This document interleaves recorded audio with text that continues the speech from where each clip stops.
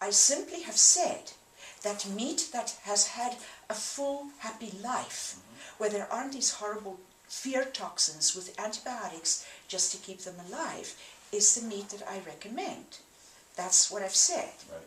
Okay, I also recommend that it's an absolute offense to the nature kingdom to use pesticides on them and to mutate them into hostile species. That I also recommend that people don't do that. In fact, our Candida material says that there's 80% more nutrition in organic products than there is in those that are non-organic. And so I have recommended that we eat consciously of meat, we eat consciously of the grains and the vegetables. Grain and a plant, and where you can read this incredible study is The Secret Life of Plants. Incredible study, where the responses of plants are monitored. When you go to cut a plant, it's not that you're sitting there mutilating it. You're not treating it, for instance, by bleeding it one bit at a time. Plants faint when you cut them. They have the equivalent of becoming unconscious when you cut them. And so to cut a plant immediately is the same as to shoot your deer immediately. I hurt when I see people carve things in the bark of a tree. I do. We don't have the same torturous things that we do to plants in order to cut and harvest them that we are doing to animals. So if you're seeing me single out the treatment of animals, that is why. Okay, what about if we step on a rock? Does a rock have the same sensations of, oh my gosh, somebody's stepping on me?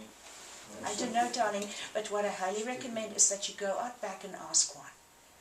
They will tell you. I know that the grandfather rocks that offer themselves for the sweat lodges, they get placed in the hot fire, sometimes they crack when you pour the water on them. They ask the rocks which ones want to come if they do it right. It also has unfortunately sometimes become commercial by those who don't care enough about their own traditions or by those who take others' traditions.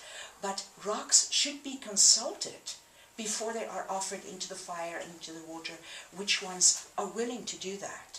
When you do it right in nature, the game will present itself to you. I am the one you need to shoot. It will present itself to you. I've had many, many stories that I could tell you. It's just going to take us off of track. But there's no element that I recommend that you live unconsciously with.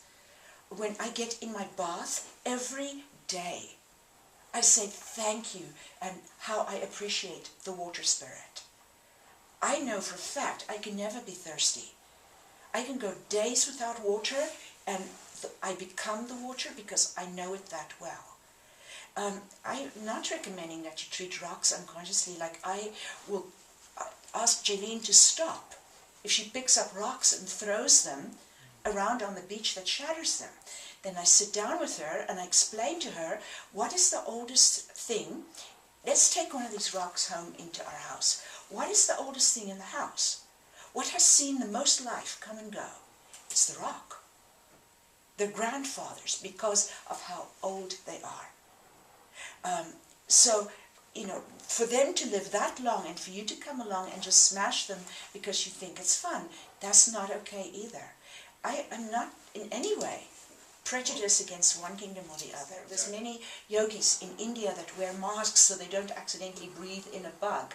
I mean, you can get fanatical about vegetarianism, you can get fanatical about the meat you eat, you can get fanatical about everything, but when I look back over our years of journeying, this journey of unspeakable things given to us on a regular basis, I have never seen fanaticism anywhere, because there are many ways up the mountain.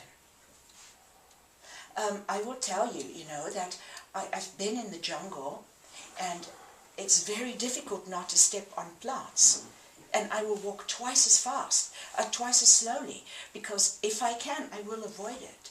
I'm very conscious of it, and when somebody sits and just takes their thumb and shreds a leaf while it is still on the plant, I can hardly watch it, because I can feel the pain of the plant.